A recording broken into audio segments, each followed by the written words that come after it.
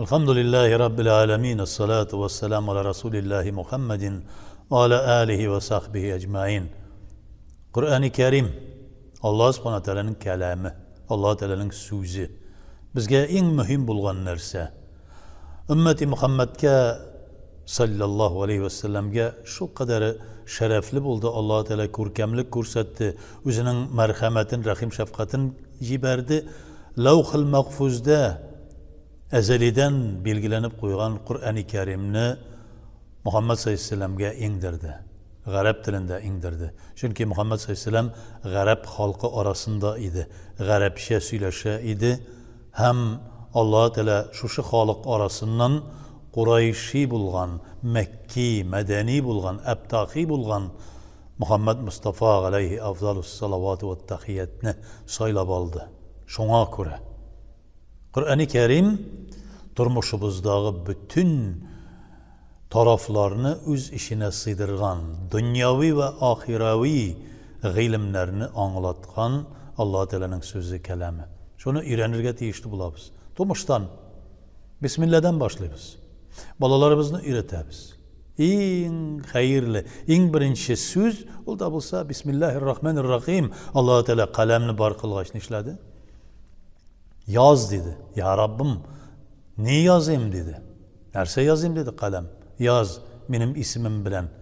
Hem Bismillah edip en birinci kalem yazıp koydu. Allah subhanahu teala'nın ezelden bilgilengen şu Bismillah, Allah Teala'nın ismi bilen diyen düşünce bizden bütün turmuşumuzni bilep alırga deyiş.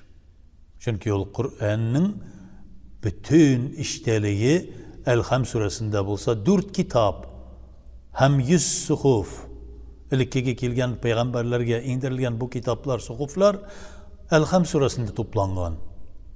Şulay yok endi bütün mağlumat Allah subhanahu teala Adem aleyhisselam'ını yaratkandan birli bütün peygamberler aşağı kişip Muhammed sallallahu aleyhi ve sellem'e kadar gelip jetken mağlumat bütünüsü de şu Bismillahirrahmanirrahim sözüne toplangan.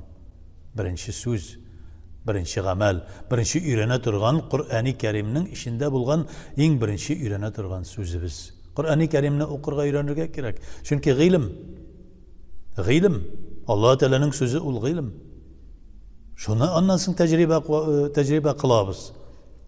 Muhammed sallallahu aleyhi ve sellem'in sünnetinde tutabız. Yani Kur'an-ı Kerim'ni öğrenemiz de Allah Teala kuşkanını anlayız. Şunu tekşiremiz. Turmuşumuzga koyabız. Muhammed sallallahu aleyhi ve sellem'ni bir ülşev ettirip alabız. Ol nişik işlegen, nişik kabul etken şu ayeti Kur'an'ın ayetin şu Allah Teala'nın sözlerin. Ne şunu öğrenemiz. İlim alı farz. Doğmuştan ölgen şeye kadar. Bişikten lahit şeye kadar biz öğrenirge tiyişmiz. Dünyavi ilimlerinde elle koylarga barıp öğrenirge tiyişmiz. Lakin Kur'an bir mihenk taşı. Yani altınını tekşire turgan bir taş var. Mihenk taşı deyip atıla. Şunun gibi. Bütün turmuşumuzdağı kılgan gamel ibadetlerimizni Kur'an ayetlerine doğru getirirge tırışabız. Onu bulaygına doğru getirelmemiz. Bugünkü gündeki teginden bundan elektirip yazgan Kur'an mağneleri, Kur'an tercümesi deyip kayıplar eyte. Andılardan tügül. Belki Peygamberimiz sallallahu aleyhi ve sellem'in hadislerini doğru getiririz. Hadisler demek onun sünneti, onun yaşayan durmuşu. Ağlarını da, hadislerini de anlar için Peygamberimiz sallallahu aleyhi ve sellem eytken el-ulema urasa'ul enbiya. Galimler Peygamberinin varisleri buldu. Benim ümmetimnin galimleri Bani İsrail'in peygamberleri derecesinde dedi. Şul galimlerden öğrenemiz. Galimler 1500 yıl boyunca şuşlay birisinden ağızdan ağızga, көңілден көңілге, көзгіден көзге şu ilimni tapşırıp getirip bizge getirip jetkirgenler her asırda bir yana bir düzete turgan, yani tilini bizge anlayışlı ettirip süli alatırgan bir galim kile özgerte turgan tügül, kaybırları düzete özgerte diler. Yok. Özgerte turgan galim tügül. Şu asırda yaşayışı kişiler anlarlık derecede süli anlata turgan galim kile. Onlardan öğrenemiz. hem Kur'an okurga öğrenirge gerek. Meşitler karşında, ustazlar yanına barıp, Kur'an'ga mehabbet tuturga öğrenirge gerek. Kur'an'ga gâşık bulabilirge gerek. Kur'an'ga gâşık bulsak inşallah Teala Peygamberimiz Aleyhisselam'ın bütün sünnetine doğru getirir biz.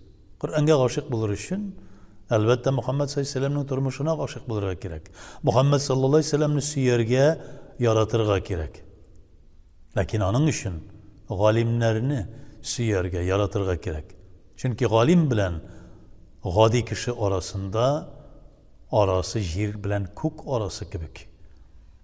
Galimler bizden şıra ağaçı kibik. Yani yaktırtkış, bir fanar, bir projektör kibik olar bizden için. Yolumuzni yaktırtalar. Allah Teala'ga yakınayta turgan, Allah Teala'ga mehabbetini ko'ngli bizde üstire turgan kişiler alır.